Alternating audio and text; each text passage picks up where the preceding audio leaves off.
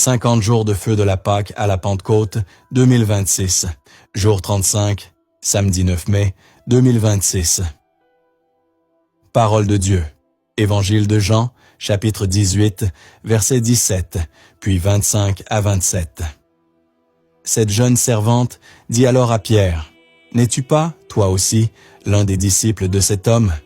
Il répondit, « Non, je ne le suis pas. » Simon-Pierre était donc en train de se chauffer. On lui dit, « N'es-tu pas, toi aussi, l'un de ses disciples ?» Pierre le nia et dit, « Non, je ne le suis pas. » Un des serviteurs du grand prêtre, parent de celui à qui Pierre avait coupé l'oreille, insista, « Est-ce que moi, je ne t'ai pas vu dans le jardin avec lui ?» Encore une fois, Pierre le nia. Et aussitôt, un coq chanta. Actes des Apôtres, chapitre 5, versets 41 à 42. Quant à eux, quittant le Conseil suprême, ils repartaient tout joyeux d'avoir été jugés dignes de subir des humiliations pour le nom de Jésus. Tous les jours, au temple et dans leur maison, sans cesse, ils enseignaient et annoncèrent la bonne nouvelle. Le Christ, c'est Jésus.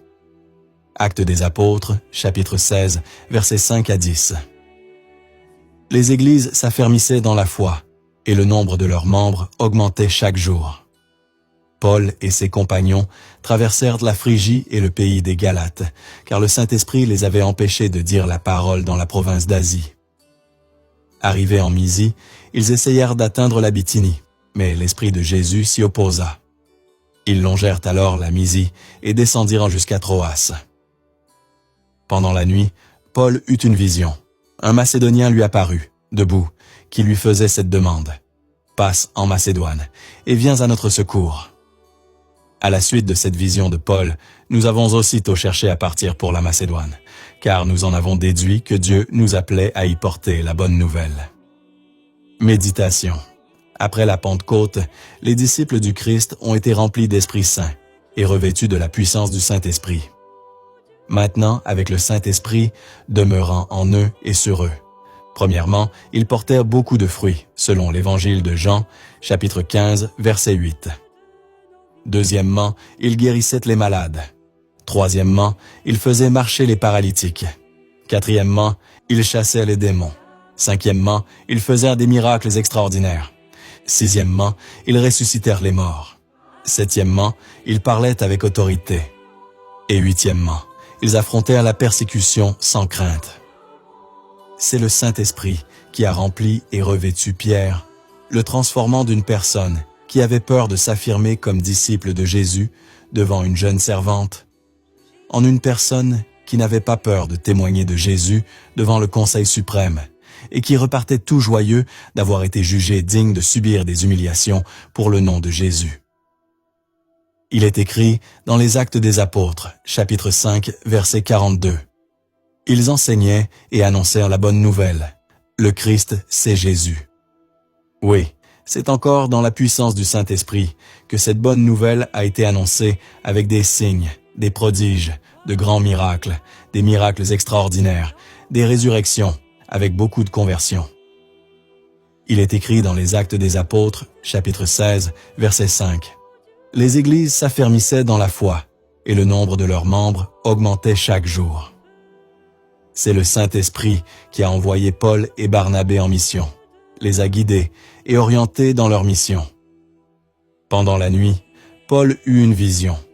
Un Macédonien lui apparut, debout, qui lui faisait cette demande. « Passe en Macédoine et viens à notre secours. » C'est encore le Saint-Esprit qui a donné à Paul des charismes, lui a donné une vision, leur donnant ainsi la connaissance que Dieu nous appelait à porter la bonne nouvelle en Macédoine. Désires-tu ce revêtement de puissance que Paul a expérimenté? Désires-tu que le Saint-Esprit t'équipe, te distribue des charismes, des visions, des rêves prophétiques? Aujourd'hui, c'est encore possible.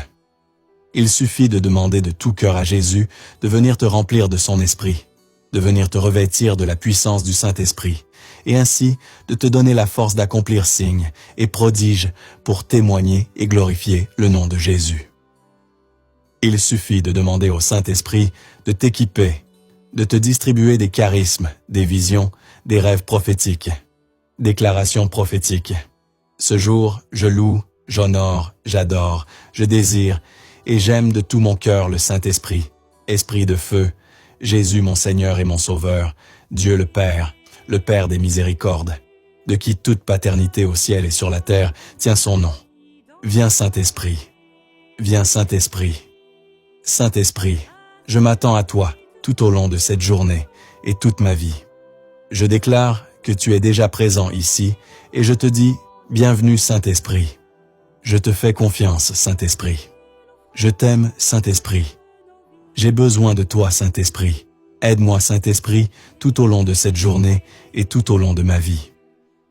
Comme Pierre et Paul, je confesse que je suis rempli d'Esprit Saint, revêtu de la puissance du Saint-Esprit, qui me donne d'accomplir signes, prodiges, miracles, guérisons, délivrance, résurrection, conversion, et de porter beaucoup de fruits. Comme Paul, je confesse que c'est la personne du Saint-Esprit qui me conduit, me guide dans ma mission, conduit mon ministère et m'aide à prendre toutes mes décisions. Oui, le Saint-Esprit m'équipe, me distribue les charismes, des visions, des rêves prophétiques. Saint-Esprit, je confesse que c'est toi l'Esprit de sainteté, de guérison et de miracle qui était à l'œuvre dans le ministère de Jésus pour le conduire, pour opérer des guérisons et des miracles. Je déclare ce jour que ce même esprit de puissance, de feu, de guérison, de délivrance et de résurrection, de vie, de miracle qui était à l'œuvre dans le ministère de Jésus, tombe sur moi et est à l'œuvre à travers moi. Je cherche le Seigneur et sa puissance. J'ai soif de sa puissance pour mener une vie chrétienne victorieuse et manifester partout le royaume de Dieu qui ne consiste pas en paroles mais en puissance. Prière d'effusion du frère Pacôme Hélé. Actes des Apôtres, chapitre 4, versets 23 à 31, puis le verset 33. Lorsque Pierre et Jean eurent été relâchés, ils se rendirent auprès des leurs et rapportèrent tout ce que les grands prêtres et les anciens leur avaient dit. Après avoir écouté, tous, d'un même cœur, élevèrent leur voix vers Dieu en disant, « Maître, toi, tu as fait le ciel et la terre et la mer et tout ce qu'ils renferment. Par l'Esprit Saint, tu as mis dans la bouche de notre père David, ton serviteur, les paroles que voici. Pourquoi ce tumulte des nations, ce vain murmure des peuples? Les rois de la terre se sont dressés, les chefs se sont ligués entre eux contre le Seigneur et contre son Christ.